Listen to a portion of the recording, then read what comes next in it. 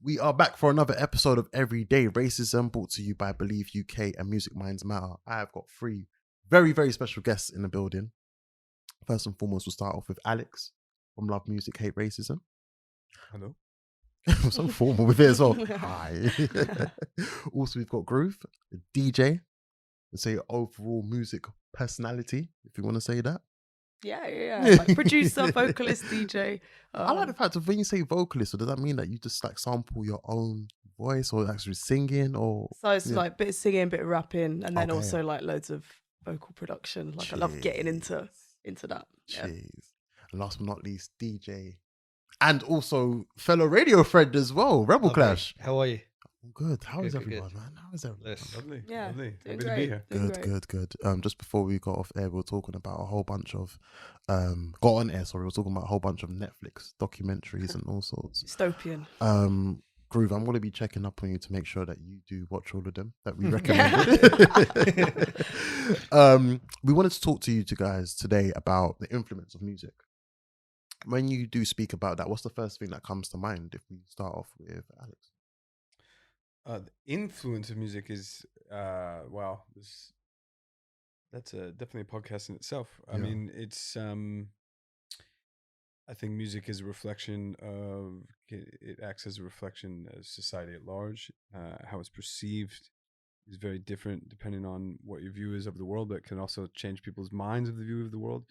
It can represent movements. It can help you through hard times. It can help you celebrate good times. I mean, for me personally, it's kind of everything. Without music, I don't know what my life would be. Influence. In what way? Like, let's say about the way that it has a social, the impact on social change, or just speaking on social commentary or things along those lines. Okay, along those lines, I think it's very important. I think that I think people would much rather listen to music and musicians than watch politicians speak all day. I think music has always been a vehicle for social change. I don't think you can really separate the two. I think people try, but it'll always be there. And I think you look at the way politicians have always like attacked music as for as long as we've had recorded music. Some of the gatekeepers of our society have always attacked certain kinds of music, calling it violent, calling it vulgar. Don't. I remember when I was a 12-year-old kid in Sunday school, my Sunday school teacher said I was wearing like a Nirvana t-shirt. Throw away your records. Throw away your records. Shout out, Mom. She took me out of there. But like, so it has a huge impact. All kinds of music. I think there's not a society in the world where the musician doesn't. Not all musicians, but where music doesn't play a role as a vehicle for change. And later we can talk about how LMHR, Love Music, Hate Racism, is always been a part of that as well. 100%. Groove, for yourself as well? Yeah, so I watched this really interesting Nina Simone documentary called What Happened, Miss Simone, which incredible. Is that on BBC 4, if I'm correct? Might be. It's also on Netflix. Okay. Yeah. But like, I think she in the documentary, as well as like in loads of interviews that I've obsessively watched, is just describing essentially how it's like her duty almost as an artist to represent the struggles and the fights, the people that she represents as well. So I think as artists, there is a sense of an obligation to do that through your art, because you've got lots of eyes on you. And also on a more personal level, I think the influence of music is a sense of like individual catharsis, so like release, which I think that people need in their everyday lives. People need a sense of release. People need a place to place their frustrations and to know that there's communities of people feeling the same thing. And within that, you can band together and enact whatever change you might want to do. 100%. RebelClash yourself. Yeah, I mean, all the artists I listened to when I was young spoke about the times, that they were in, and all the artists that I listened to when I was young, there was a sense of pain within the music, whether it was soul, hip hop, jazz, or any types of music, from country and western to wherever. There was always that pain element, whether it was a breakup or a social thing that was going on. So I've always related the two together. Even a piece of instrumental music that someone wrote because they were going through something. So I've always related the two together, and I've always looked for that within music. I need to hear some pain or something that else that's going on, and as well as the good times, you can be good, and obviously, if you could be blessed, you can make music because you was feeling blessed. But that's what I've always loved about it. I think like on that, I think something I often think about is like a lot of musicians that are anti-racist. I think you see it now as well because we get so much more access to artist feelings and the artist as a person than we used to. I don't think music has to be like explicitly fight the power for the musician to be, because not everybody makes their art that way, but they're very active outside and they'll play gigs. They'll play gigs where the gig represents that. But like Rage Against the Machine really informed me. I didn't know who Noam Chomsky was. I didn't know about a lot of the politics they speak of. But I can read Zach De La Rocha's lyrics now. I could go to a Rage Against the Machine show until I dead, listen to those records. Yeah. And that like, but I'm not going to listen to Rage Against the Machine every day, all day. Yeah. And not every artist is going to go out and do that kind of thing. But I think you're seeing you do see a lot of artists, even if their music isn't real in your face, because they don't feel that that's their music, they're still attaching themselves to anti-racist messages and putting themselves out there. Do you think that there, for instance, as we are now in the quote unquote socially woke era, would you say that a lot of the music is reflective of that as well now, that a lot of musicians are being a bit more vocal, speaking about, their views and opinions on classism, racism, sexuality, just anything along those lines? Do you think they're more vocal about this now compared to how it was like before? I think it's always been there, but I think obviously since the lockdown last year, it seems more apparent. But you heard that with Roots Maneuver, you heard it with Skinny Man, you heard it with, and that's just, I mean, you can go all the way back to Kalashnikov, to that's just like hip hop. Like, I think everyone has always touched based on that, and I think now more so ever, because you can have conversations you couldn't have in 2019 without seeming like you had a chip on your shoulder or a problem. Yeah. Where now I can have a conversation with you, and there's a whole committee set up to hear what I've got to say.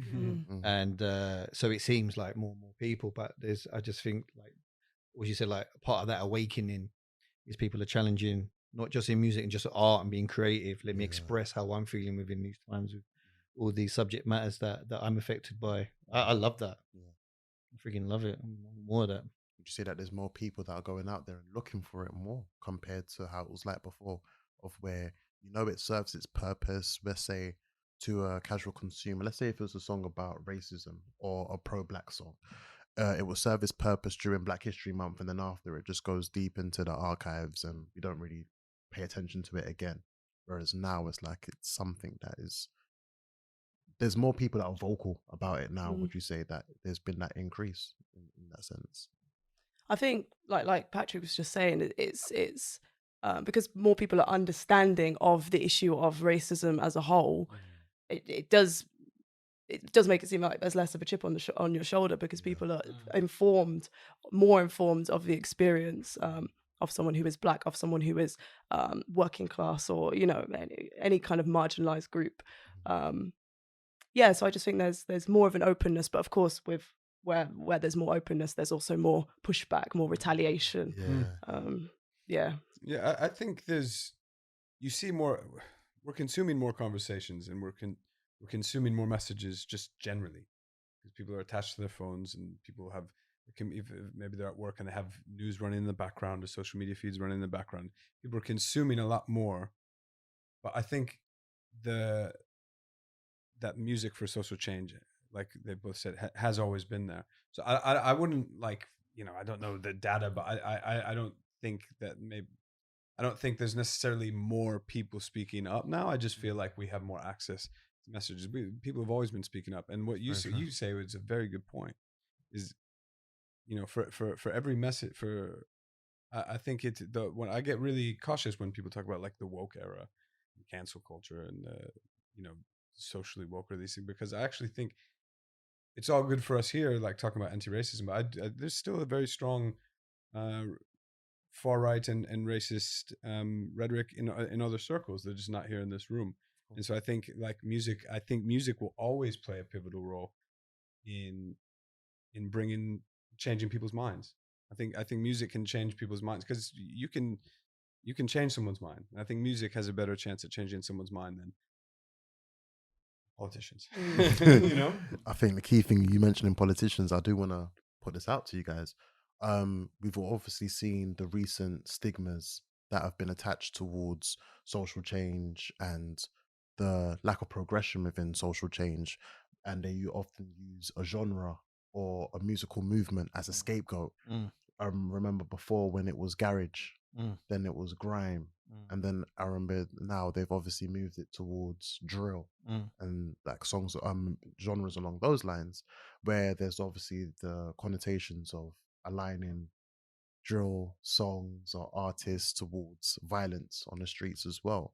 Would you say that these things are holding back the progression of social change by them using genres and as scapegoats, and linking them towards various social changes? Yeah, I've heard that some people say before. Is it holding it back? And I've never saw it as it kind of like holding it back. That's like blaming the people in the favelas for samba. The music comes from the street. You can't detect. Well, when Black Lives Matter happened last year and people were doing the Black Square, I did see Guardians of the Culture squares, and I hated it because I was like, you can't. How can you be the guardian of the culture? The culture tells you what to do. Yeah. So I think these people come out because it's a way of, I don't know, getting themselves in the news or getting themselves heard. But music's always going to be raw. If you want to hear Bashment in Jamaica, where are you going to go for it? That's right. You ain't going uptown. Yeah. If you want to go to anywhere, you want to go hear grimiest hip hop, you're not going to go to. Obviously, it's bleeding into pop culture. Yeah. But that's the bit that they can control. You know, and but like I said as well, like the backlash to that was always going to be a backlash to anybody coming together and creating music and talking about their environment. Yeah. As you can see nowadays, they don't even want us to protest. They're changing that law. If they could ban music and protest or talking about certain stuff in music, they would. They would ban certain music. I mean, like Love Music, Hate Racism in 2008, 2009. They were trying to hold grime down big time. Yes. You know, grime was. You know, I'm not an authority or I don't have a wealth of knowledge about grime and drill specifically, but that is. I mean, 2008, 2009, the LMHR threw some big gigs. I didn't organize those. I wasn't here yet, but it because the government was trying to come down on grime specifically. Yeah. And they were hard on the punks and they were hard on the Rastas. They were hard on the rock guys. They were hard on anyone that was alternative or step outside the line of their version of normality.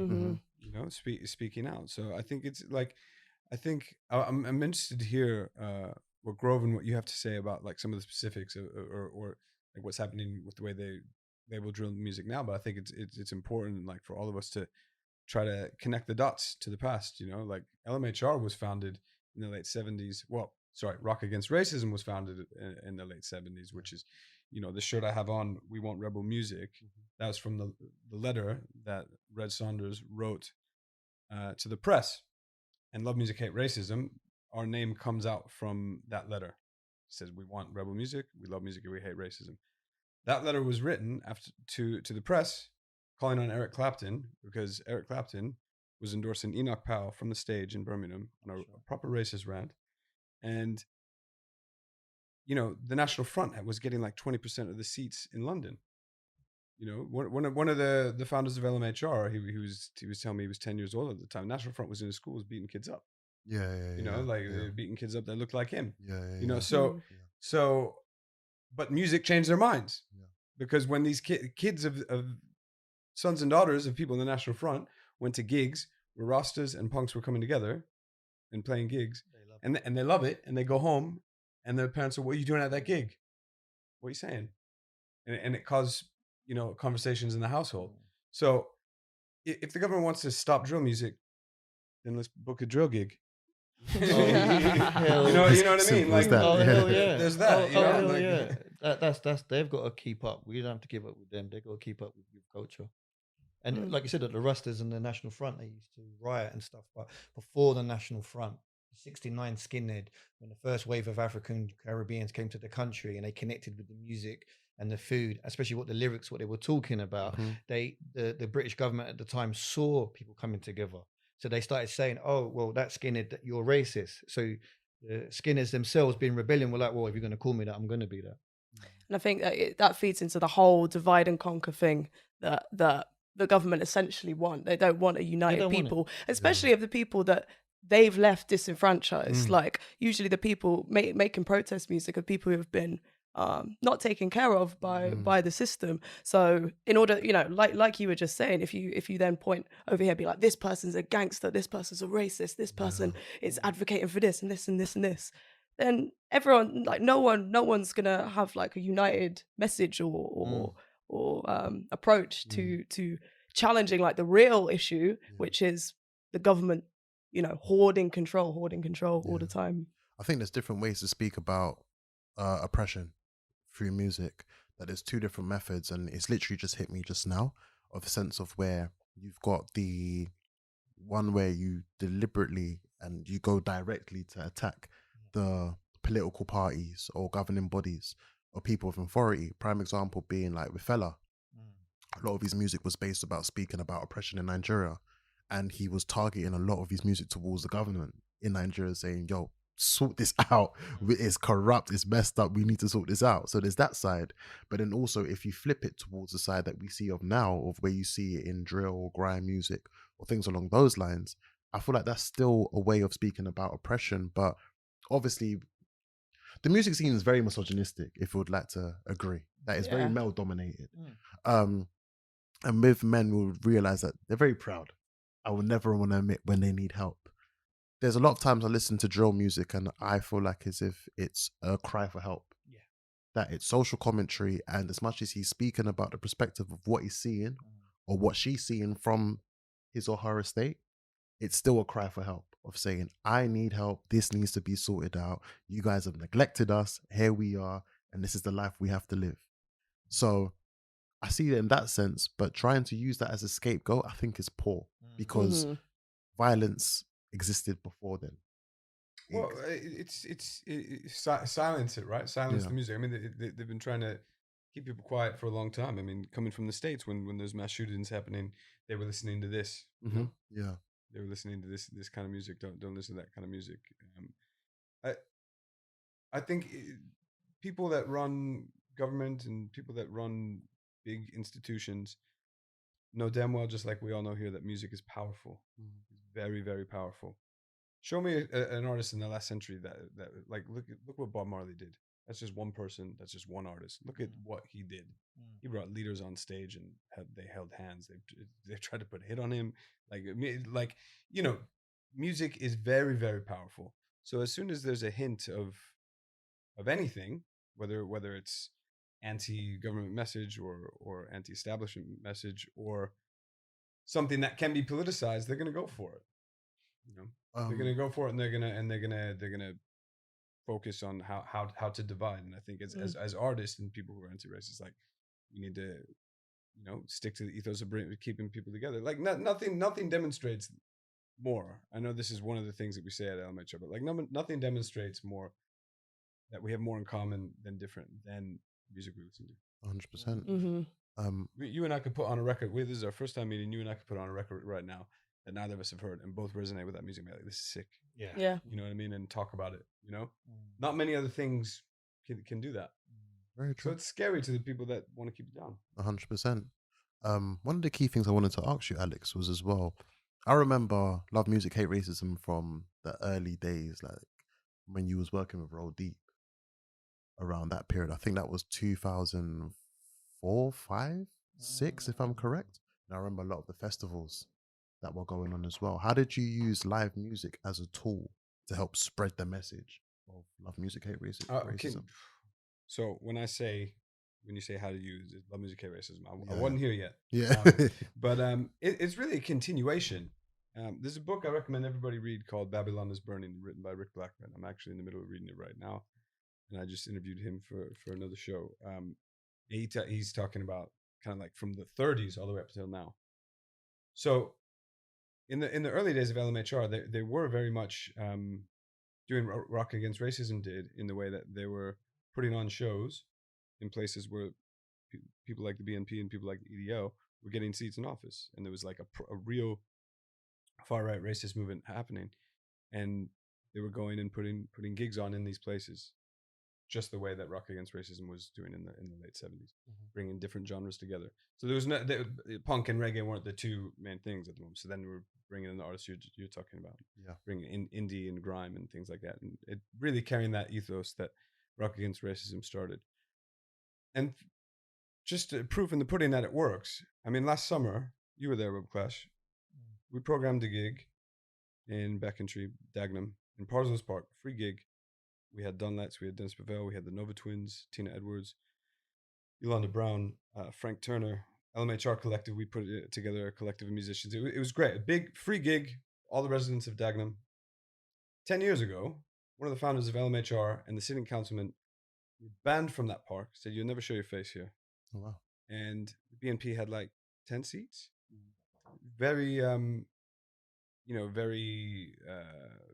racist. BNP were very racist. And people, the council member that's sitting there now would be harassed in the street, chased down the street. His daughter chased down the street. 10 years later, we're throwing a gig with a banner that says "All music hate racism" with an anti-racist message, and there's a crowd there cheering and dancing. That's not much time. So the reason I bring up that example and relating it to the early 2000s and relating it to Rock Against Racism, it is a tradition. It's always been there, and we need to bring more people into it. That's the thing. We need to get everybody on side, because culture plays a big part. 100%. I wouldn't even go culture, to that. you know, I wouldn't go to that park when I was a kid. I told you, I grew up in that area. I grew up in East London. I've stood toe to toe with EDL, but I've stood toe to toe with the younger National Front when we were, I'd say, like 13, 14.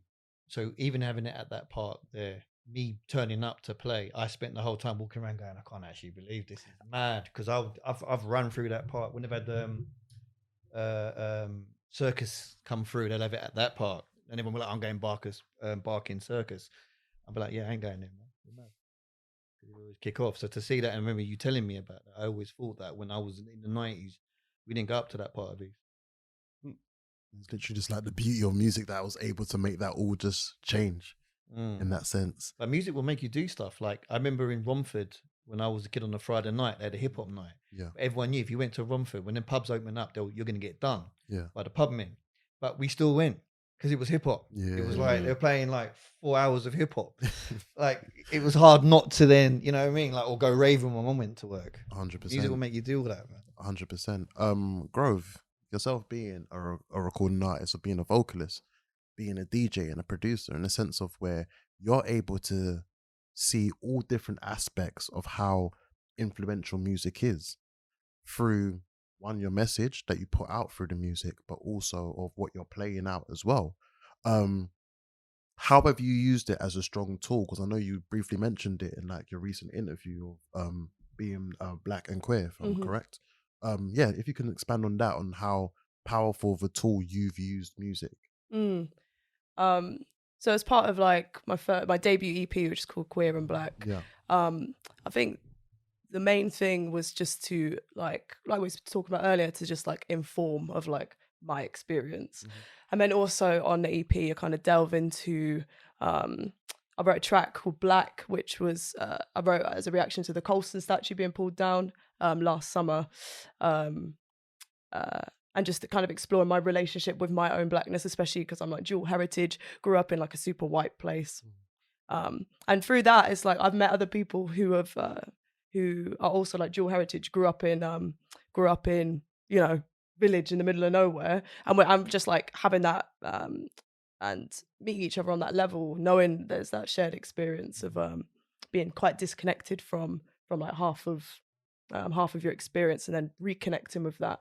And then also there's a tune on there called "Fuck Your Landlord," which which can relate, yeah, which kind of goes more into the kind of classist issues, because as well, like obviously everyone's kind of like, landlords are giving my money to this third half of my money every month to this person.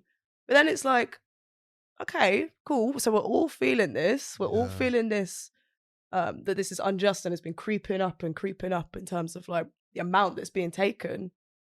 What now? Like, what do we do now? Yeah. And I, as part of doing that, as like on Bandcamp as a single,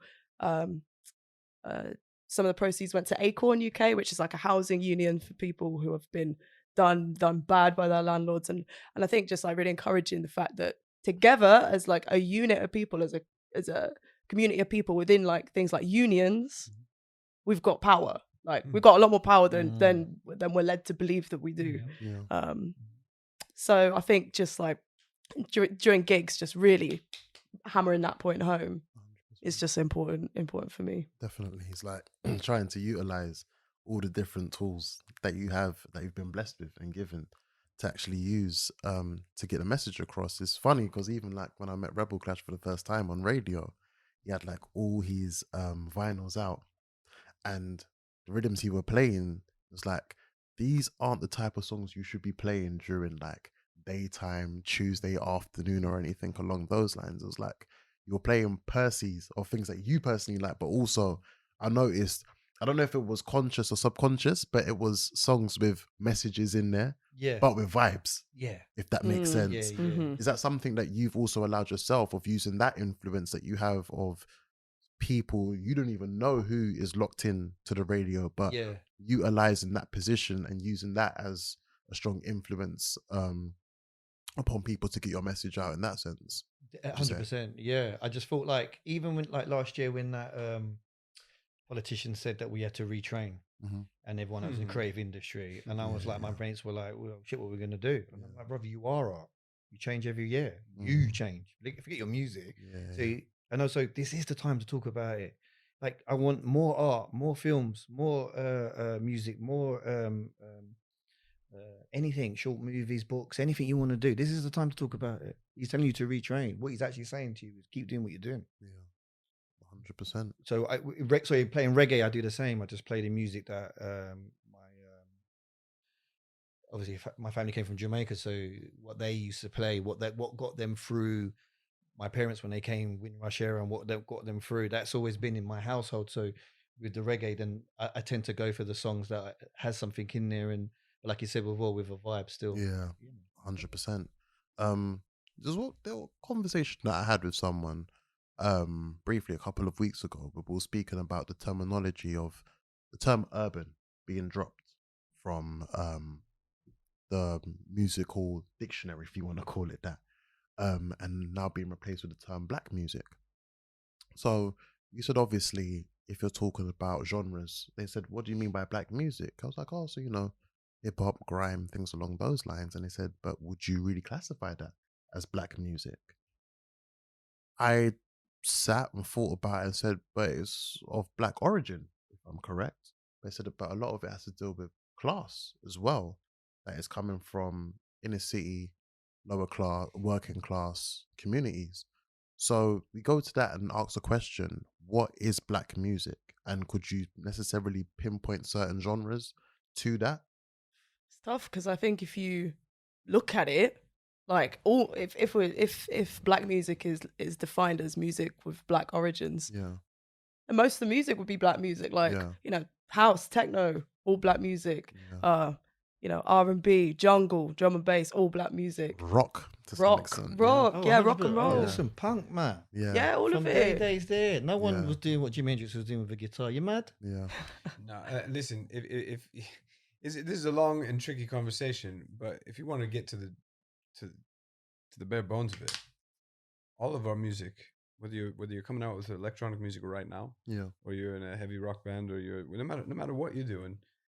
The origin of modern recorded music comes from the plantation in the south of the U.S. People that were brought from West Africa, like you know what I mean. Like the first recordings of popular music that and industry started stealing from that was blues. Robert Johnson oh, it's gonna kill me. I'm gonna come back to it. She played. Oh my gosh, this is terrible. Rosetta. Yeah, Rosetta Stone. I was thinking that also. As soon as I said, I was thinking. Stop. No. I'm thinking of a harp player. Oh my God, this is terrible. I play guitar and I know I've seen the image and everything. But the point is, this blues music was created on the plantations by black people. Yeah. So, and I think any. And even before then, it was created by singing in the fields. Yeah. was singing on the boats when you put all of Africa and different parts of people from Africa on the together. They had Yeah. to communicate Through another singing. way, Yeah, and but they've always said that it is black music, it isn't urban music, it's black music. Mm-hmm. And when coming from everything from racism to before that slavery and all that, we've only ever given you back what we had to work with. So that's why you could have the Deep South in America, but we had James Brown, we had all the movies, books. Every time you've given us, or people have held someone down, they've just given them everything. That's where it all starts from.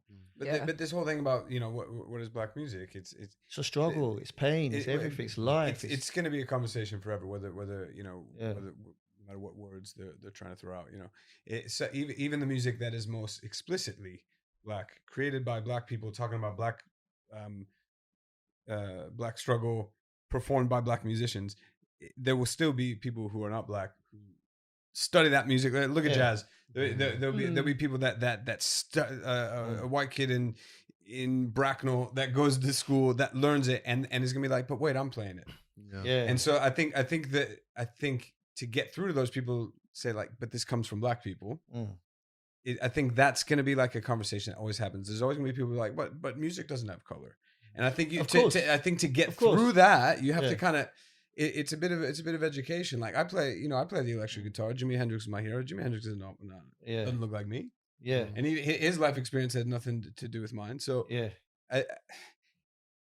throwing away the word. When it comes to throwing away words, it's like if people wants to throw away the word urban, then throw it away. It's fine. But like I think it's always going to be a tricky conversation that we have to. But I think you're gonna have Urban History Month. That's the thing. It's like what we on about? It's black. Yeah. Even the white kids that listen to rock music now, the rock acts that you grew up listening to, ask them where they get their music. Ask everybody to look at who Little Richard is. You know what I mean? That's not. It's not even a bad thing. White kids grow up listening to black music. Yeah. So, but this conversation, it just I feel like sometimes it's just like, you know, the whole conversation about cultural appropriation. It's like, I think where people get upset is when folks don't acknowledge where it comes from, right? It's the appropriating part. Nobody's saying you can't go learn an instrument or you can't make music. Saying just recognize where it comes from. Sometimes it's the word black, because if I said it's black music, someone would think, well, then I can't touch it or I can't play it, and it's not what it is. It's like Black Lives Matter. It's not my fault that you heard the word black and I heard the word matter. I just saw the word. You said to me, "White Lives Matter." I'm going to be like, yeah, of course it does. Why? Because I heard the word matter. You didn't say more important. You didn't say bigger than, did you? So if I say black music, people are like, well, but it's for everyone. What's with the black? That's not my problem. You just, if that's what it is, isn't it? You were talking about Nina Simone earlier. Did you see Summer of Soul? Yeah. Not yet. Check it out. Yeah, I need to see that. Because this gig where she's out, that's the gig, and there's footage of her on stage. I suggest everybody watch it. And apparently that's the gig where she started splitting the crowd. And it's because she was out there and she was talking about being pro-black. And it was to a black audience, and it's like, this is black music. And that's where people started to be like, oh, I don't know. And I think we need to look at like, why does that make you uncomfortable? It's true. If anything, it's brought more people together than it is uncomfortable. When I grew up on the council estates in East London and rave and jungle kicked in, it was black and white kids that got together. Very true. You see what I'm saying? It brings everyone together. It's the same people that are saying, well, you shouldn't call it black, but it brings everyone together. Well, how is it not? What's wrong with calling something black music? That's in like what's wrong with that? It's and you can take even like the punk Rasta era. I always say the reason why they got on is because the punks had nothing. They was like whatever in society in England, but they had the DIY mentality. And you go and look at the reggae groups of that era, they didn't have bass. They just put something else, clapped something together and recorded it and made that. So the two DIYs met from the same era that's not, you know, that people don't care about. And that's where it comes from. I'm quite interested in, you probably have more to say about this.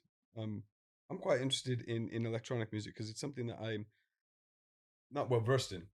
Right. So like when we talk about like, you know, like hip hop is black music. Like, what are we talking about, right? That if I start rapping right now and I'm good and I put out a record, it's not happening. But you know what I mean? I'm not gonna freak out people like he's doing black music. You know? But you know what I mean? I'll be like, go on. But I'm wondering about if these conversations are like how they're happening in more electronic scenes and because that it's just something that I'm unaware of. They've always been happening in in scenes that kind of birthed from hip hop, like rhyme and drums. Yeah. You know, I'm wondering if these kind of conversations are happening in the club circuits. You know? From what I'm aware of on like various producers' Twitters, I think there is just like the general consensus and acknowledgement of pretty much all dance music being of Black origin, and that's not. I don't think that's uncomfortable for too many people. If that's what you meant when you were asking. Yeah, I mean, because like what I was referencing earlier is like I've been in a lot of situations where you're kind of banging your head against the wall. That's why I was saying this conversation is always going to be there. We have a lot of musicians or people in the industry that are arguing about whether or not to call music Black music, where it comes from. And it's just like when it comes to like the electronic scenes, I just don't. I'm not aware of the conversations there. You know, I don't know many electronic producers, so I'm wondering, you know, if those conversations are happening in those spaces as well. I think they're happening everywhere. But who are the people that are saying? Who are we talking about when they say, we need to call it Black music or call it urban music? Who are these people? I'm glad you were talking about. I think it's more based on maybe music insiders, music executives, maybe hierarchies, where they feel like as if by them isolating the term urban because of the connotations of it, they feel a bit more comfortable of doing such. Oh, so it's their problem because music's changing, how music's perceived, presented, and how we get it's changing. They're losing the grip. Calling it urban helps them to keep it in that pop element and to know when to slip into it or not. Where I just think the music industry, the new generation that are coming through are amazing. Just because they have their own rules and all that. So I feel there's more stuff to come, not just calling it urban, because they don't know how else to control it. I think it's also as well, sorry to cut you off, I feel like as well, with that, it's the fear of using the term Black. Yeah.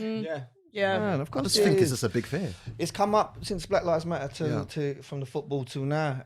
When I'm around my mates in East London, that's the word that they can't stand. So I have to break it down to how I explained about Black Lives Matter and just seeing the word matter, and they're all looking at you like, but it's this organization that's attached to it. And it's I'm really like, remarkable that it's really remarkable that Black Lives Matter. Like the reaction has been it's been insane. Inclusion. That's what it is. It's been really insane. Like I remember those. I don't know if anybody went to protest while we were locked down. Like it was amazing. But some of the discussions, I think you're right. I think it's the word Black. Like as soon unless some people who aren't Black, they hear the word and it's like. Get scared. Get touchy and get scared. My mates get scared. Yeah. I was like, bruv, can you stop posting 10 Jamaican recipes you should cook? Oh, bruv, are you actually what? Because he said Black. Yeah. Bruv, like it got a bit weird. But then the country, England, it's gentrification and inclusion. It scares people. Inclusion. Just forget the word Black. To be included, so you can be who you want. Yeah. And school has to change, and we want to learn about people being themselves and having safe space. I think the country in itself is scared because it's inclusion. You have to change. We have to change the way evolution. How my parents were, or people older than me were in school. They didn't know 10 years the area was going to change. They need to tell them that. Yeah. These schools ain't going to be around anymore. This area here ain't going to be like that in 10 years, bro. Like relax, because I've got mates that are 40 going, oh, I get it now. And I'm like, great, but I fought you on the playground every day, and now you're scared. Your son like Stormzy, and now you get it. So let's teach everyone evolution, inclusion. That's why people are scared of inclusion. They don't want to be like, oh, you identify how? What do you mean? You're not having that in my school. Of course you can. You didn't even want the immigrants first of all. Now you don't want inclusion. Like let go. England's got to let go. That's why I like David Cameron. No, I don't like not David Cameron. The guy, the interview that they chucked off the news because he was being Piers Morgan. I don't like him, but I like where he's at. The reason why he loves Stormzy and Dave, but he wants England and he wants to sing Rule Britannia. And I think England is exactly where we're at the moment. He represents where England's at. Because they want. But what do you mean Dave can do what he wants? But we've got to sing Rule Britannia. Like, I love it. Why do you mean get rid of the statues? It's like you better catch up. You like him as an example. Because you have to catch up. Because the famous poet, I forgot his name is in my head. He said it. Like the thing about racism and where we're at is that I understand more about you than you understand about me. That's what we've always had to do. When we were kids, our parents had to understand more about our racist neighbours than they did understand about us. Yeah. Very So true. as you're getting through time, I'm looking at England like, you man are scared. Let go. That's why it's like, oh, well, what should we call it? Urban. Yeah. Our drill's doing that. Yeah, but you lot are over it. Bruv, just let Yeah, go. yeah. They understand. One of the great benefits of Black Lives Matter was people are just, the footballers that your son's watching, they're becoming more black, bro. Yeah. You better catch up. I think the best way of saying it, and this is the reason why the black community was so in touch with the Euros again, was because it was the man them are kicking ball. It was literally like people from down your road that you've grown up with are kicking ball. Yeah. So we feel like as if we have to support them. Whereas before, years ago, it felt like it was someone who was a lifetime Club, away not country. from us. Club, Yeah, not country. when I was growing literally, up. it felt like as if it was someone that completely you could not relate to. You can't see yourself in them. Whereas with this one, it is the man them that are there now. So you have that pride, and you feel like, you know what? Actually, I do want to support England this year.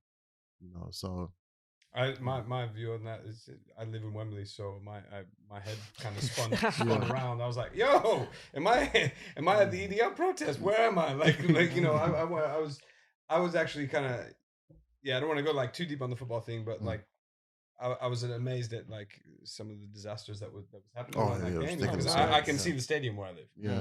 And to see what descended on that stadium before and after the game, I was like, wait, what is this? Yeah. You know, like I was getting messages. You know, I saw Smokey Joe, the dude who does DJ who does our carnival float. Shout out Smokey Joe. Yeah. And he was like, yeah, I messaged all my kids, board up, you know, don't go outside. Yeah. It was madness in Bristol. Like, so I'm trying to connect a few things here because I'm not a football authority. I think that like culture is where the change is. You know, culture moves a lot quicker than politics. Oh, yeah, culture progresses a lot faster than politics, and that's something that we try. We use at Love Music Hate Racism. That's what we try to do is use music as a cultural vehicle. And I think like around that football game is great. I want to ask it like in Bristol, like were people going mad? Like for the football, yeah. Does it happen there, or is it like my whole view on that thing flipped because I was there, like not inside the stadium. But man, I went to the shop at 1 PM with my 4-year-old kid, and there's a line of people with their shirts off with St. George flags, hurling abuse at people just walking down the road, like not Italy fans. Like it was madness. I haven't seen anything like it before. Like does that happen in Bristol? Does that happen around the country? Yeah, it happens in Bristol as Bristol well. got their tugs. Yeah. Of course, they're naughty up Bristol, but that's part of it because there's a generation of people that may not have been born here that have grown up with that British football mentality. Yeah, and it's starting, and we like it. I know guys who go over Tottenham and Arsenal all the time. They fucking love it. Put a black cat on them. They'll go over there and bash up whoever because they've grown up part of it. It's mob mentality. And I just think that England, the more they let go, and people are letting go, and don't get me wrong, it's becoming. We are talking about football, and we are talking about music, but we are talking about life, and it's just affecting music, life, art. It's all it's all been molded and mashed into one. So but see, like Tottenham and Arsenal, they have like teams within the country having rivalries. Like I'm not talking about that. I'm talking about like that was the first. Like I've lived here since 2010. That was the first time, and I've been going to protests the whole time I'm here. I'm involved in Love Music Hate Racism. You know, that was the first time I saw thousands of angry white people kicking shit over, and I knew and going crazy.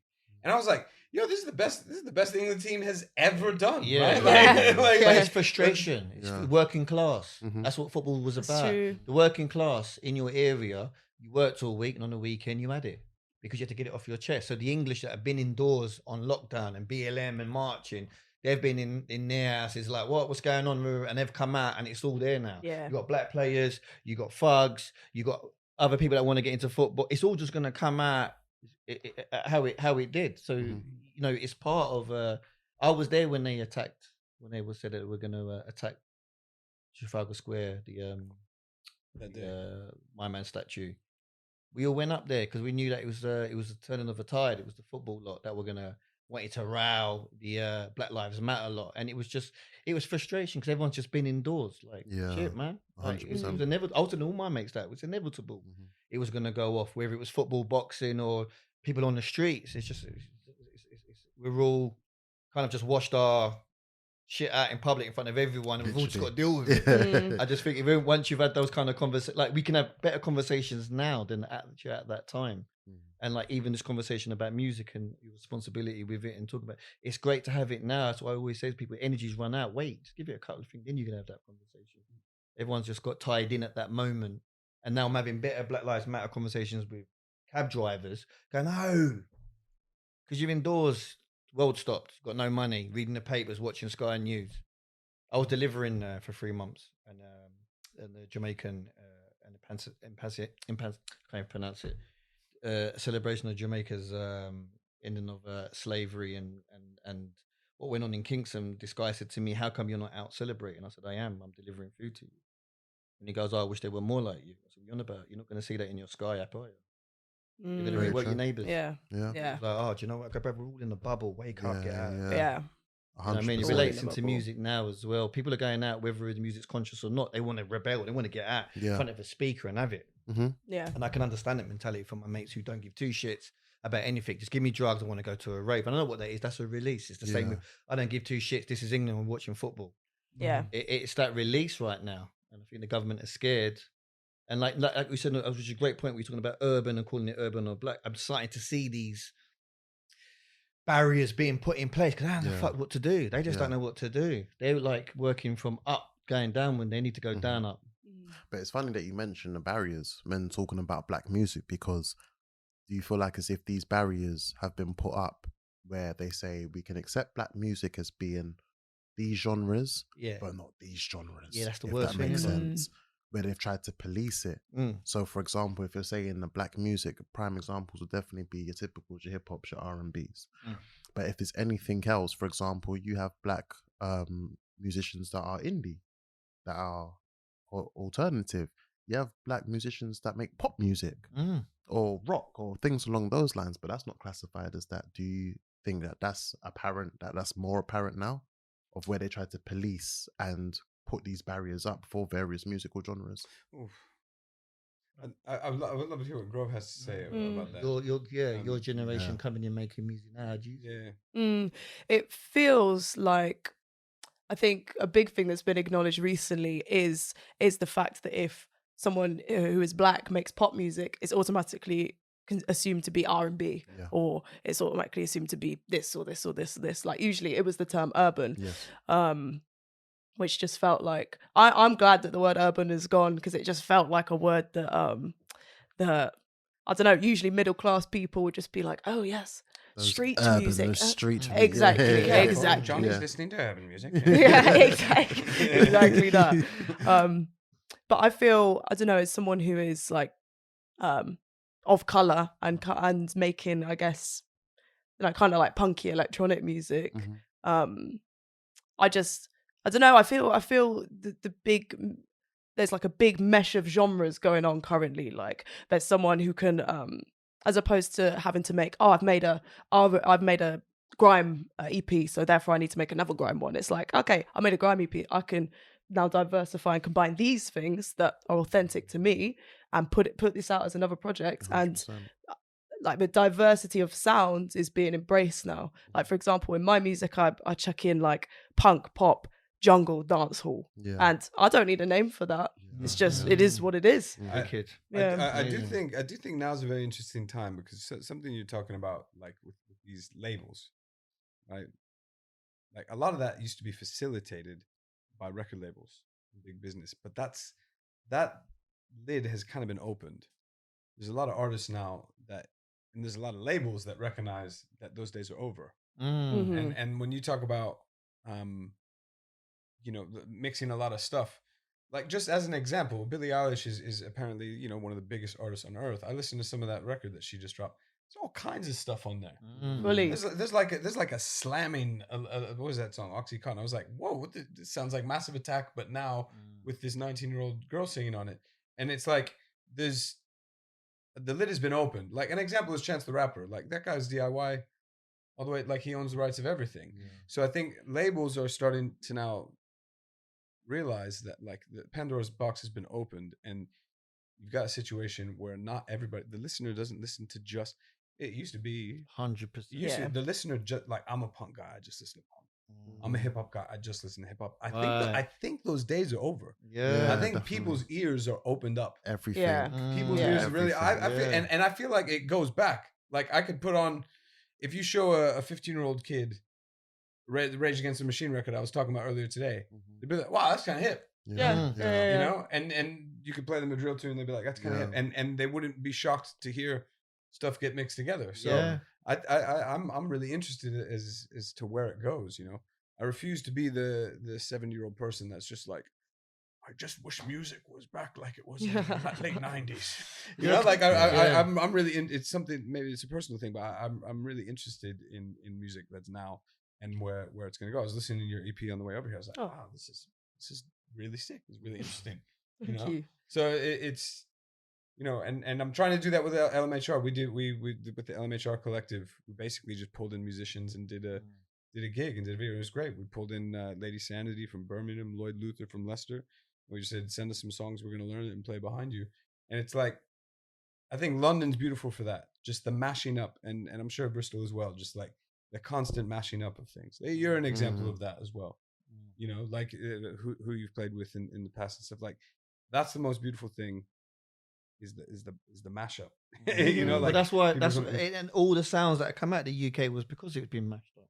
Yeah. And I think the labels are struggling now to get control of it, because yourself, Neo Archives or Sherelle or whoever, they're doing them, and it's fucking exciting. Shit, man. I know drum and bass people that make drum and bass for 20 years. And they have a formula. And when I heard drum and bass of the new lot that are coming out now, last year it was like, now it's like, oh my God, they're free. It reminds me when I was younger. And I'm like, that's what music has to be now. And I think that's where the labels and barriers come in, because they don't know how to control it. Independent distribution companies, labels are coming up now, actually investing in the artists, and like, you just do you. Mash up that whole thing. And shoot it how you want to shoot it. 100%. The 50 grand budgets for videos are gone. You know what I mean? People are just writing making their telephone number on the wall. Shit's just like, it's exciting. You know, the one, and so I think the labels come in because they don't know how to process that. The change. I mean, everybody's changed. It is a fast changing thing, the music industry. So I'm really interested to where it goes. To break the patterns of the past that's controlling music. It's like when they have like these TV shows where they have contestants to become, I don't know, the best voice or whatever they call them. I forget what they're called. And it's always this girl who's like an amazing voice, and you find out about her dad, and you're like, oh my God, and her mom, and like she's got 2 kids, and you're like, so you invest in it, and you're like, amazing. And then she's got a single comes out next week called Reach for the Stars. You're like, hold on a minute. Why don't you sing about that? That's the whole country's going through that. We all know someone like that. Like, yo, why is that not the album? That will educate people. And it's the same with people when they say, okay, you're black and you're making rock music, you're not supposed to. And it's like, you know, it's only because the kids are now understanding the rock, the role it played in black culture and other music. Before, you could turn around and say, oh, you're black and you sing. Yeah, you're supposed to, mate. I need someone else. And those elements of different musical genres, I feel like they've crossed into just different playing grounds as well. Crazy. I mean, you could say it from the days of like Run DMC, Walk This Way, Talk This Way, like literally from then to now, of where you're seeing these like, two worlds just coming together. And there are certain elements of where you may say this may sound rock based, or this may sound indie based, or anything along those lines, and vice versa. I'll ask you this: do you feel like as if the specific genres, have limited the artists from opening up the way that they should? So, for example, if it was, let's say, a grime or a drill sound, that they may not be as vocal and as open towards in their lyrics compared to how someone in a R&B or an indie, a more slow paced sound, that they are not as open and vocal with their emotions. It's tough. I guess I wouldn't be able to speak for like individuals or even various scenes or communities. But I think within each genre, like in drill, in trap, in grime, there are people who do, you know, go deep emotionally and like really are vulnerable on their records, and it seems to be celebrated. Like if I hear it, I think it's great. I don't know what happens within the certain scenes though. I think you're right though. Yeah. I think you're right, because even 10 years ago, you wouldn't see two guys going, "Love my brother." Yeah. You wouldn't even say the word love. You're talking love, bro. Yeah. And so people are being more honest with each other. So it's always going to come out in the music. And you get a lot of artists that start off, say, just drill. And you ask them what they listen to. And they're like, what, you listen to Bjork? Yeah. Or you listen to that? And they're like, they want to. Eventually, and sometimes they eventually do dabble out and get into that world. And maybe this is the platform that they step into. Tricky. I think if an artist is writing their own music and they're not having it, written for them or co-writing a lot, I think sometimes, I mean, this is kind of contradicting what I was saying earlier about loving the mashup and stuff. Sometimes those limitations bring out the best in a writer. I'm going to write a 3-minute pop song, and I'm going to talk about this, which happened to me, and it's going to reflect this. And they write the damn tune, and it's damn good. Mm-hmm. And so sometimes those, I can't write you a good drill tune, but I could probably write you a different tune that you'd be like, that's dope. Yeah. So like it like you said, I don't want to speak for individuals. I think that that's the magic of music. Like, not everybody's good at everything. I think where the boxes hurt is when the artist is being put in a box and they don't want to be there. Exactly that. I want more of that. That's a label going. I want that. You know what I mean? But I think I think there's going to be a little less of that because what we're talking about, Pandora's box being opened, and it seems like there's a lot more artists being themselves now, from my view. I think, and I think that's to do with like male vulnerability being, I think in the media over the past few years, it's been more of a conversational topic. Like it's been less of a taboo for people to acknowledge that they've got, hurt, they've got emotions, and that they might want to talk about that. I guess over the past few years, especially I've just seen lots of posts on like Facebook where it's like Suicide Awareness Month, and then disproportionate amount of men commit suicide, and it hasn't been spoken about. So I think it's like little steps like that also bleed. Like we said at the very beginning, it's a reflection of culture. Music is a reflection of culture, and that is little shifts in culture that are happening. So conversations around gender have definitely been moving at a much faster pace than other social issues. I think, like you said, like what you say, I love my, like, when was the last time you said I love you to a man when we were kids? Like, we never culturally, we never grew up like that. So watching the kids say it, I swear, like it's empowering to know that you couldn't even look certain man, you couldn't even look them in their eyes for too long.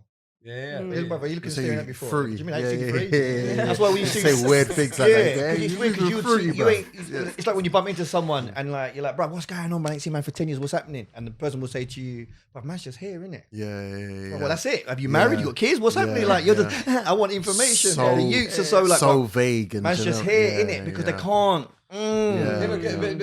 Like the whole gender role thing as we grow up, like it, like. We have been conditioned, haven't we? Like as men, like you don't show your emotion. And like I'm a father of 2 boys now, and I find myself thinking like, if they start crying, over, like their language is crying now, right? They're really young, and I'm just like, I had this moment the other day. I was like, "What are you crying for? You're not crying for anything." I'm like, "Well, actually, it's crying for something." Like, don't, you know what I mean? Don't be that guy. That's like, you be strong from the jump. So I think, everybody's here is of a different age, but it is. I'm really happy to see, like what you just said there, about male suicide and about like male vulnerability. Like, I'm really happy to see gender roles being spoken about in public more. I think definitely. I think people are looking at their own cultural taboos growing up in a Jamaican household. You know what I mean? So when I'm saying to someone, okay, to my black friends, Black Lives Matter, right? Yeah, cool. What about All Lives Matter? Yeah, they do. Okay, great. So what about Gay Lives Matter? Well, hey, hold on a second. You just said that All Lives Matter. So I'm having realist conversations with my lot that I've ever had since lockdown last year, because we're really testing each other now. 100%. Like my friends always tell them, I walk with love. I'm always going to show you love, regardless of what the situation is. It's going to be based on love first before I go any further. But that tests you. It's going to be hard for you to sleep at night, but you will sleep. You will, you know what I mean? It's a test. And so one of the great things of last year and music and people coming out now and having their identifying however they want to, I'm loving it because it's testing everything. So I always bring it back to England. We're being tested. You know, England's being tested, inclusion and gentrification is testing everyone, music's being tested. And then individually, you're sitting there at home going, okay, so you want to be, okay, great. So how do I feel about it? Yeah. What do I want to teach my kids? And then it goes straight back to your parents going, hey, you ain't doing this, you ain't liking that, stop listening to that, why you wearing that, why you hanging around with them? And then, so I'm challenging that. I'm having conversations with my parents. My mum wouldn't be, she thought I was listening to devil music the whole time. Man, I had to Join sneak the out the gang. house. Yeah, My mum join the to gang. arena to see me perform. It's like, oh, you relax now. Yeah, exactly. Beating me, I heard that word, you're going to repent. Sunday, Yeah. you're coming to be like, again?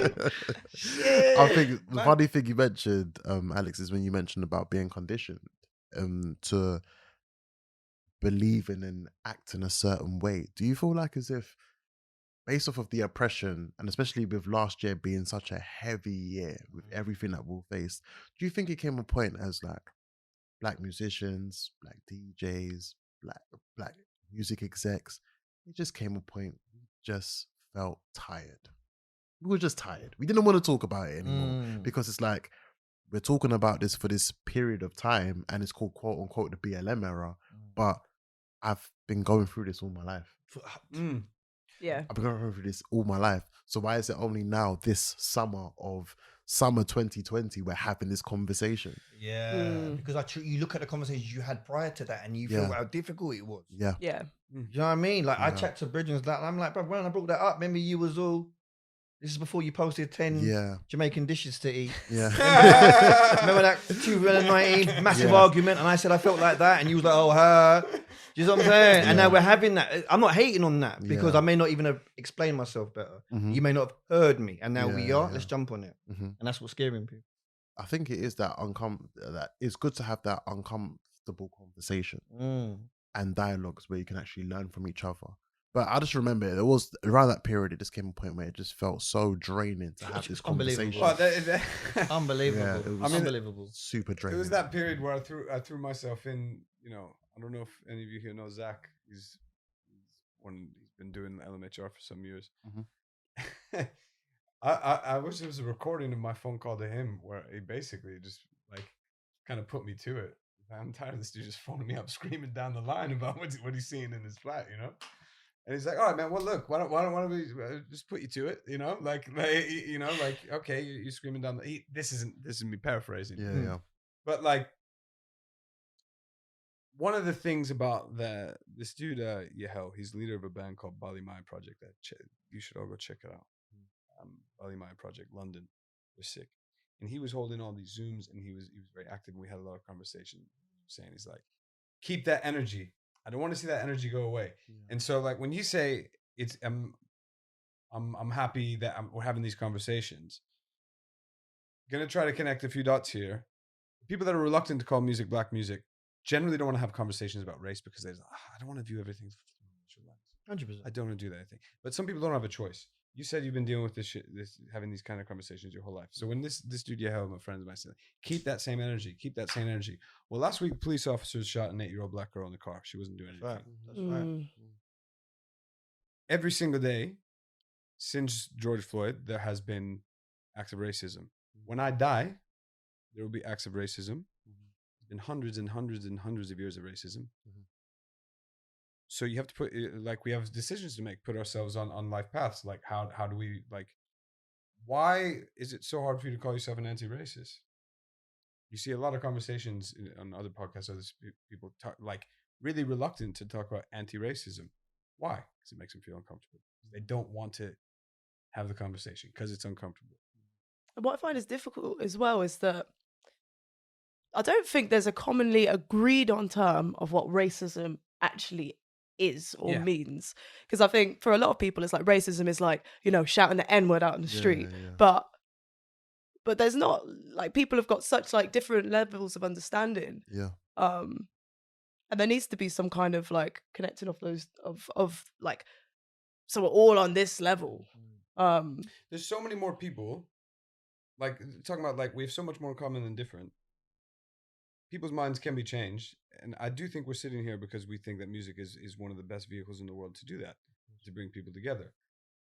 But, you know, around that time you were talking about having a conversation with your friends. I had conversations with friends from across the world that we haven't spoken since then. We were all hot. I was like, I can't believe you're saying this. What are you talking about? Did we grow up together? You know, but really, I should try to bring that person in again. I should try to talk to them that way. Yeah. I should try to bring that because who else is gonna get through to him?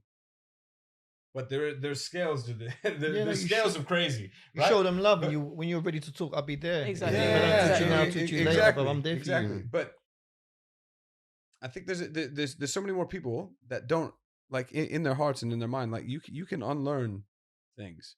You know, I was talking to the guy that wrote that book, Babylon is Burning. He's like, man, all the white kids in my school in the 70s and 80s. He's like, it was people who are like right now anti-racist, that are Black Lives Matter. When they were kids in London, in East London, there's no way they would have associated with these ideas.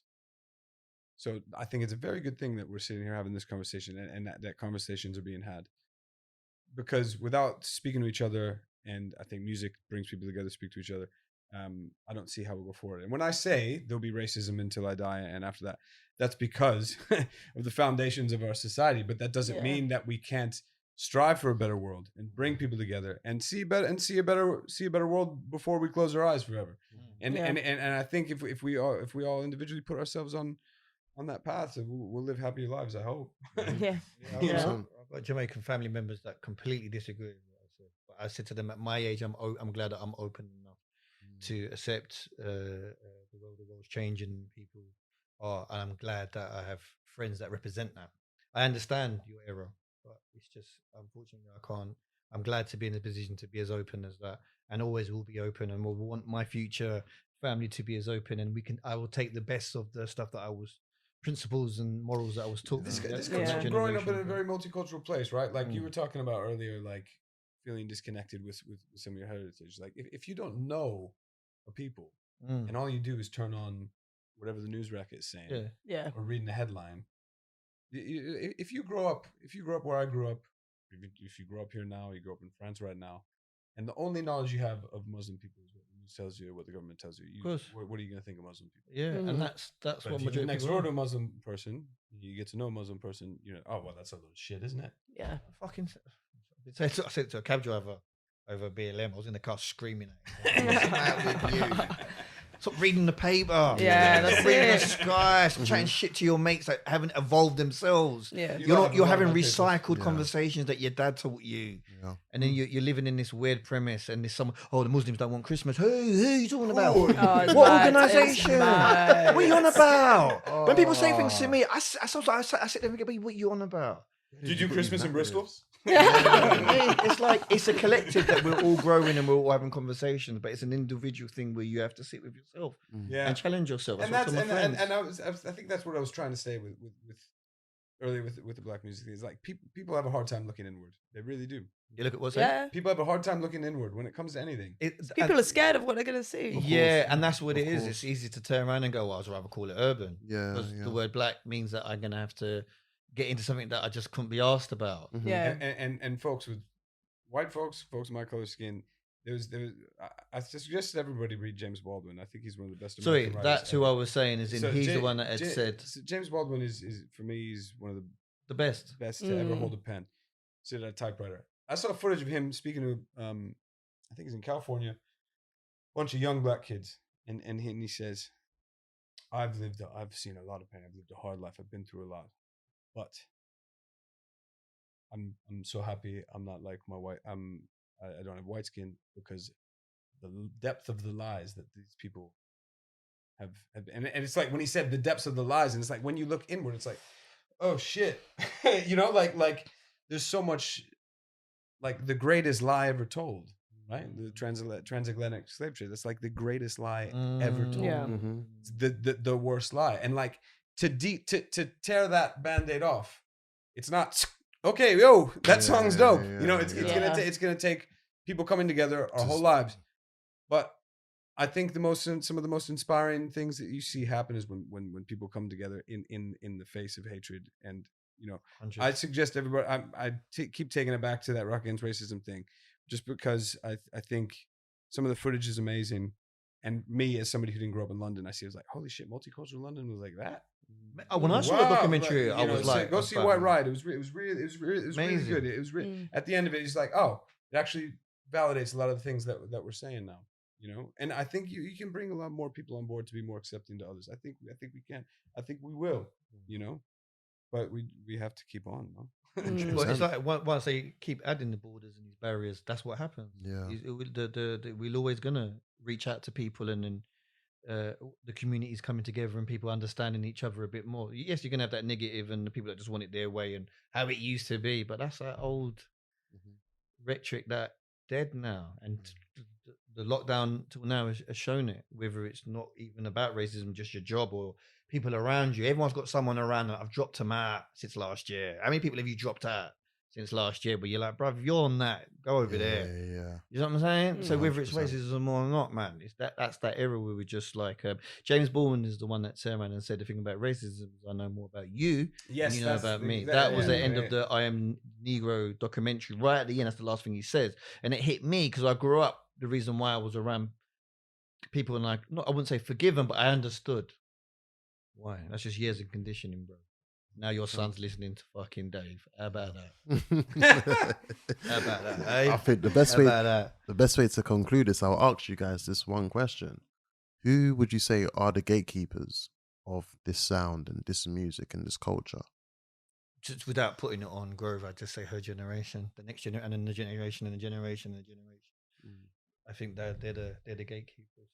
I think as well, like, I think there's a lot to be said for connecting the generational dots as well. I think because you can't just have scenes pushing things forward, because scenes are fleeting. Scenes last for however long, or have as long as this person's involved, this person's involved. It's connecting the dots and you know, knowing your musical heritage as well as like your cultural one. 100%. Yeah, I think 100%. I'd say. Yeah, well, I just like the word gatekeeper is quite big, you know. Like I think if you rewind the clock a little bit, like gatekeepers were very different. They were like in charge of what records are going to get out, and that I was talking about that earlier. Like that's no more. Like like there's still like if you're signed to a major and you have a big record advance and you have a big marketing machine behind you, and you're going to get plays everywhere. It's right, but you can also not. Man, that boy that sang the boy that went on that just sang to camera. Black Lives Matter shared it, and then they put him out of the Grammys. A young boy. Oh yeah. Yeah. Like you can music travels so much faster now. So like the traditional gatekeepers, I don't know. I think the lid's blown off a little bit. Has blown off. I think the lid has blown up. Now that said, it's quite hard to cut through because there's so many more artists and it's so easy to put stuff up. There's just loads of stuff. Yeah. So what's gonna catch? What's gonna go? We'll see. But like you know what you said about Grove and the next generation. You know, I think I want to stay cautiously optimistic that the gatekeepers are the you know, ones who the don't artists, give a shit. You know? The ones that don't give a shit. Yeah. How long have you making drum and bass? Yeah, here's my drum and bass. Yeah. And what? I've got a whole set of people listening to it. I can have a whole night for myself. There ain't a scene, like you said. It's this amazing generation that are coming up, and like you can't tell them, say, oh, you like jungle, and you're like, oh, have you heard of Bookham? They're like, yeah, obviously, I've watched. They've researched the shit out of it. You can't tell them nothing, which even makes me happier because they've done their research. That's the reason why I've got the bass like that. And you're like, what? And so for me, it's exciting because them gatekeepers can't control this youth. That's why if you're ever around someone who considers them as a gatekeeper, watch how many questions they ask you because they don't know. Very true. Very they true. don't know. Guys, thank you so much for coming down. It's been definitely it's been lovely to chat with. It's been a very insightful conversation. How can everyone stay in contact with you guys and you know what you've got going on? Social media wise, I'm on the RebelClash. It's the only bit of social media that I have. And that's the only way anyone can get hold of me. At They Is Grove on most of the things. Love Music, Hate Racism. We're on Instagram, Facebook, Twitter, and we have a website, lovemusichateраcism.com. I've got a show on Soho Radio that's every 2 weeks called Speak Up Thursday. This man came on and spent all vinyl. We were deep in the lockdown. It was cold. That was the first time we met. Yeah, And that was sick. We're gonna have you on the show and Oh, you'll yes, exchange please. information. That's every 2 weeks on Soho Radio. But yeah, just love music, hate racism on anywhere. Thank you guys so much again. yeah. Another episode of Everyday Racism.